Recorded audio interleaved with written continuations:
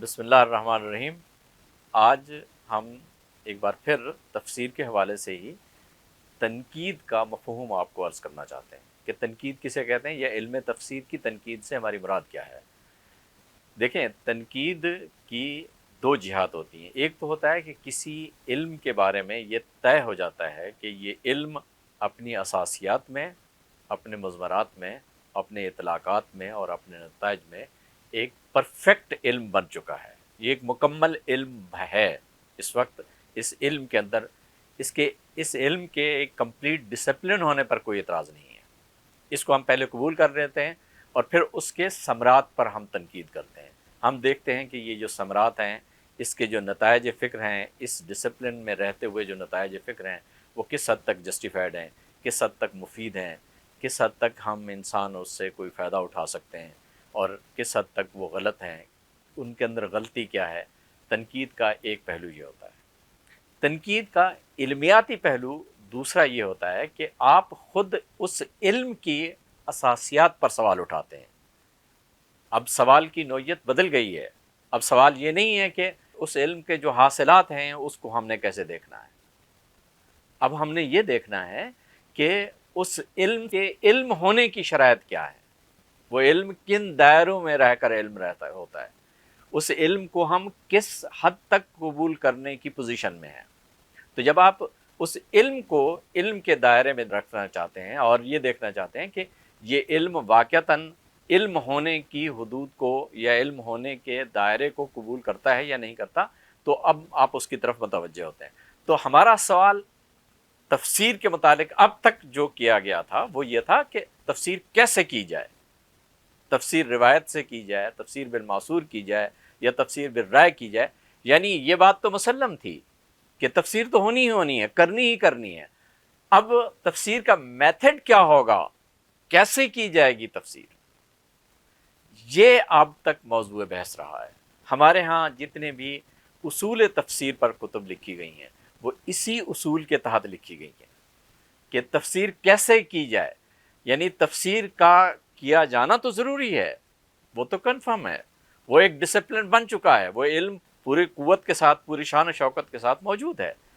اگلا سوال یہ تھا کہ اب ہم نے اسے تفسیر کرنی کیسے ہے، اپنی رائے سے کرنی ہے، لغت سے کرنی ہے یا کسی دوسرے ڈسپلن کو پیش نظر رکھ کے کرنی ہے، کیسے کرنی ہے۔ تو سوال یہ ہوتا تھا کہ تفسیر کیسے کی جائے۔ ہمارا سوال یہ نہیں ہے تفسیر کیسے کی جائے، ہمارا سوال یہ ہے کہ کیا متن، کیا قرآن مجید تفسیر کا محتاج ہے بھی یا نہیں۔ ہمارا سوال یہ ہے کیا قرآن مجید کی تفسیر کی جا سکتی ہے، کیا قرآن مجید واقعتاً انسانی تفسیر کا محتاج ہے۔ اب سوال بدل گیا ہے، اب انکوائری یہ نہیں رہی کہ یہ علم واقعتاً علم ہے، اب ہم اس علم کی اساسیات پر سوال کر رہے ہیں کہ قرآن مجید کی تفسیر ممکن ہے، کیا ہم قرآن مجید کی تفسیر کر سکتے ہیں، کیا قرآن مجید کو ہم قرآن مجید سے زیادہ آسان بنا سکتے ہیں۔ اب سوال کی نوعیت بدل گئی ہے، اس لیے اب تک اس علم کے متعلق جتنے بھی سوال آئے تھے ان سوال میں انکوائری کی لمیٹیشنز اور انکوائری کی ڈائریکشن مختلف تھی۔ ہم جو سوال اٹھا رہے ہیں وہ ان 1400 سال کی تاریخ میں نہیں اٹھایا گیا ہے۔ وہ سوال یہ ہے کہ کیا قرآن مجید تفسیر کا محتاج ہے، اور اگر قرآن مجید تفسیر کا محتاج ہے تو کیا قرآن مجید علم بالوحی ہوتے ہوئے انسانی تفسیر کا محتاج ہے، کیا انسان اس کی تفسیر کر سکتا ہے، کیا قرآن مجید یعنی کلام اللہ ہوتے ہوئے انسان کے پاس یہ قدرت حاصل ہے کہ وہ قرآن مجید کو قرآن مجید سے آسان بیان کر سکے۔ اب سوال بدل گیا ہے، اس لیے اس سوال کو پوری علمی شان و شوکت کے ساتھ دیکھیے، اس سوال پر ایک علمی دیانت سے غور کیجیے اور علمی دیانت کے ساتھ اس سوال کو آنسر کرنے کی کوشش کیجیے۔ ہم نے سوال اٹھایا ہے، ہم نے اس کا جواب دیا ہے، ممکن ہے کہ ہمارا سوال جسٹیفائڈ ہو سکتا ہے اس جواب سے کوئی بندہ متفق نہ ہو، لیکن علم کی دنیا میں یہ ایک بہت ضروری سوال ہے کہ ہمیں سب سے پہلے یہ طے کرنا ہوتا ہے کہ وہ کون سا متن ہوتا ہے جس کی تفسیر کی جا سکتی ہوتی ہے۔ تو کیا قرآن مجید واقعتاً انسانی تفسیر کا محتاج ہے، یہ ایک کوسچن مارک ہے۔ جو شخص یہ سمجھتا ہے کہ قرآن مجید تفسیر کا محتاج ہے تو اسے یہ بتانا ضروری ہے کہ قرآن مجید کس معنی میں تفسیر کا محتاج ہے، کس حوالے سے تفسیر کا محتاج ہے؟ بالذات واضح کلام ہے، قرآن مجید خود واضح ہے اور ہر اعتبار سے واضح ہے۔ اس نے اپنی قرات کے خود اصول بتا دیے ہوئے ہیں۔ اس کی قرات کے اصولوں کو پیش نظر رکھتے ہوئے جب آپ پڑھتے ہیں، جب آپ سمجھتے ہیں اور پڑھ کر سمجھتے ہیں اور سمجھ کر پڑھتے ہیں، تو آپ کو پتہ چل جاتا ہے کہ اگر قرآن مجید کے ان اصولوں کو سامنے رکھا جائے جو اس نے اپنے متعلق بیان کیا، اپنی قرات کے متعلق بیان کیے ہیں، کہ قرآن مجید نے فرمایا کہ اس کی آیات متشابہات ہیں، متشابہ اور اس کی آیات محکمات ہیں، آیات محکمات اور آیات متشابہات۔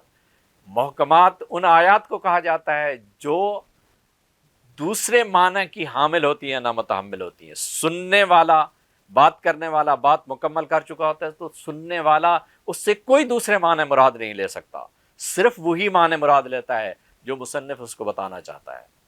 اس لیے محکم آیات ان آیات کو کہا جاتا ہے جو کثرت معنی کی حامل ہوتی ہیں، نہ متحمل ہوتی ہیں، اور دوسری آیات متشابہات ہوتی ہیں۔ آیات متشابہات کے معنی متعین نہیں ہوتے، اس کے معنی کے تعین کے لیے آپ کو تاویل کرنی پڑتی ہے۔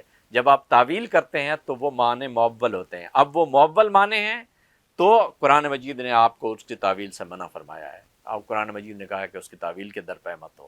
تو اگر آپ نے قرآن مجید کو اس کے اپنے بیان کردہ اصول قرات کے تحت دیکھنا ہے تو وہ یہ فرما رہا ہے کہ یہ آیات محکمات اور آیات متشابہات ہیں، متشابہات کی تاویل نہیں کرنی اور محکمات کی تاویل کی ضرورت نہیں ہوتی۔ تو اس لحاظ سے اگر جب آپ دیکھتے ہیں تو قرآن مجید کسی بھی اعتبار سے ایک غیر واضح، مبہم، کسی ابہام و ایہام کا شکار کلام نہیں ہے۔ وہ 2 اور 2 4 کی طرح صاف، واضح اور کلیئر بیان ہے جس میں کسی طرح کا کوئی ابہام نہیں ہے۔ اس کی تفسیر ہر لحاظ سے اپنے لیے ایک جسٹیفیکیشن کا مطالبہ کرتی ہے۔ میں ان لوگوں سے گزارش کرتا ہوں جنہیں تفسیر کرنے کا شوق ہے، قرآن مجید کی تفسیر بیان کرنے کا شوق ہے، انہیں چاہیے کہ وہ سب سے پہلے اپنی اس تفسیر کے معاملے میں یہ بتائیں کہ قرآن مجید کو ان کی تفسیر کی ضرورت کیوں ہے۔ اگر آپ یہ بیان کرنے میں کامیاب نہیں ہو سکتے تو آپ اسے علمی دیانت کا مظاہرہ نہیں کر سکتے جس سے آپ کی تفسیر کا عمل یا آپ کا تفسیری عمل جسٹیفائڈ ہو جائے گا۔ اس لیے اس حقیقت کو پیش نظر رکھنا ضروری ہے کہ قرآن مجید کی تفسیر ممکن ہے یا نہیں۔